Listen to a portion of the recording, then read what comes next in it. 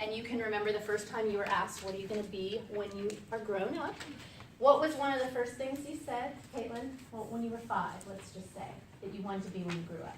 A dancer. A dancer. That's fantastic. Anyone else have one? Zoe? Mine would be a dancer too. As well? Okay, we've got to find one other one. What do you want to be, Casey? A teacher. A teacher. Sister, I saw your hand. I want to be a doctor. A doctor. Yes, absolutely. I want to be a cop. Okay, absolutely, and to enforce the laws. So there are aspects of who you are, maybe it's the adventuresome side that will need to be fulfilled in your actual, what you do when you're grown up. Do you notice how I spelled that? Because that's how a lot of people feel, because I've taught this class for a few years. Grown. Let's just do it all together. Let's just groan about the future. Grown. The future, I've enjoyed all of these years of no responsibilities, and I'm just confused, and I don't know where I'm heading, and I think I'm the only one in the entire universe of the Wolfpack planet that is unsure about their life in 6 months. Well, no, you're not alone. One of the ways to change your language is to say, I am awaiting clarity.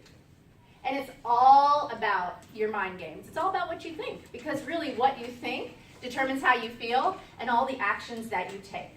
So the next time you get that question, which I know you've gotten a lot, oh, graduation's right around the corner, what are you going to do? You can say, I'm awaiting clarity. And you can put that out into the universe. And guess what? The universe will bring you clarity. I promise you. I do want you to think in terms of being the master chef of your own life. If you think about any time you have made a recipe, you started off failing. You started off burning things. You started off going, it's too salty. And then over time, you honed it. So that's a great metaphor for your life in thinking about the fact that you have something special that you are going to bring to the table in the footprint that you leave on the planet. And that's going to relate to what's very special about you, which is your signature sauce. How do you find your secret sauce? You find your secret sauce by trial and error in life. So you realize that people go to you for this a lot, and they think that it's something that's uniquely special, a gift that you're bringing to the world, and you pay attention to it. So it's kind of those nudges that we've talked about in class. It's like, I'm really good at this. People keep coming to me for this. I got in trouble for this as a child. Maybe I colored outside the lines. Well, I'm probably going to be a really creative person. So part of my secret sauce might be my creativity. Or maybe I was bossing everyone around on the playground. And people were like, I don't like the fact that you're so bossy. Well, guess what? You will probably be a boss in your life. And that's going to be part of your secret sauce, is your ability to take control of situations and tell people what to do.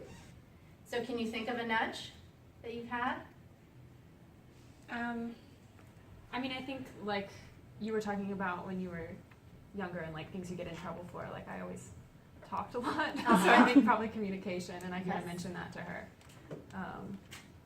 So that's one, but I don't know. They're hard to identify. Yeah, you have to pay attention to them, and that's why I'm glad you asked the question.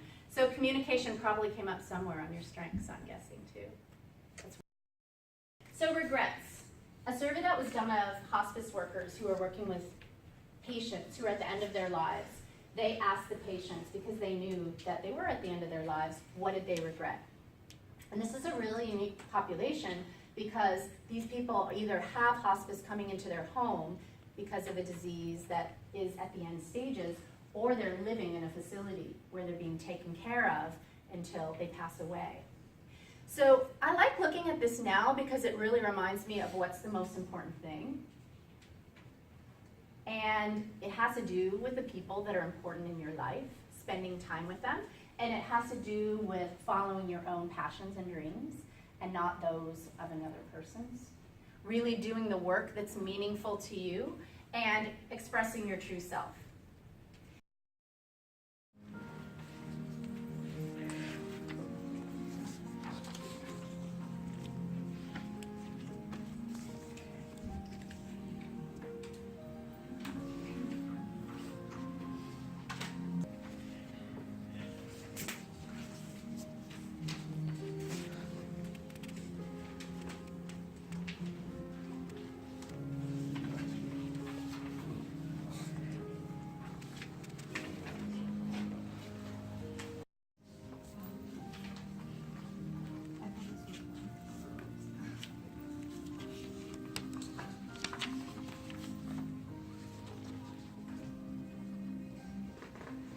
feel free to take a picture of it.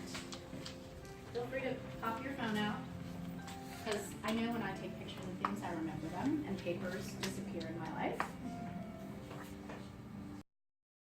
So I'm having you do this because I want you to have really clear thought, and I want you to remember that 90% of success is knowing where you want to go. So I am going to ask you to write your 5-year goal down here. Yes. Because there is a place on the middle panel for you to think ahead to the year 2000, what? 22. Thank you. 2022. All right, so 5 years from now, you're going to put your goal down. Just write it down today. It can change. Goals are the heartbeat of life, y'all. If you don't have one, you are flatlining. It means you are stagnant. It means you're not working towards anything. And every single goal takes time. So we're going to do the 6-month vision and the 5-year goal. And while I'm talking, be writing your goal down. If you don't know where you're going, you will probably end up somewhere else. So if you were on Hillsborough Street today and somebody drove up next to you at the light and rolled down their window and started waving, hey, I need directions. You'd probably roll down your window and go, all right, where are you going? And if the other person said, I don't know, you would look at them like they were very crazy. But if they said, I'm trying to get to the fairgrounds, you go, all right, we'll just go right down by Blue Ridge and you'll see a big sign on the right. You need to know where you're going, but you can change it over time. And courage will empower your transformation. You're all going through a transformation. You've gone through it the last 3 months of your life, the last 4 years of your life, really. And so having the courage to step out of your comfort zone is a little bit scary, but remembering that you're going to arrive at a better place as you're awaiting your clarity. So everything takes time. We're looking ahead 5 years. It takes 30 minutes to make a cake. You can't just go, cake, I want to eat that now. Takes 9 months to make a baby. Everything takes time. So plan for where you want to be in 5 years. And write that down. Whatever comes to your mind right now. There's no right or wrong answer to this. This is just where you see yourself in 5 years. You could write down where you're living. You could write down what you're doing. It's what you're seeing for yourself in 2022. You have to remember why you want it or you will give up on it. That's what most people do. Most people give up on it because it's hard work. So it's really easy to quit if you don't know why. So you imagine how you're going to feel when you achieve it, because we are emotional creatures. So it may be the emotion of pride. I'm so proud of the fact that I got out of grad school and I'm now a lawyer, right? I'm guessing that might have been your 5-year goal, Nicole.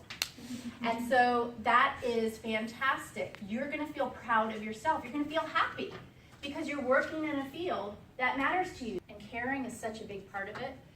I have to read this quote because I always say it wrong. They care what you know when they know that you care. I like that a lot because nobody really cares about anything that you want to do unless you're super passionate about it.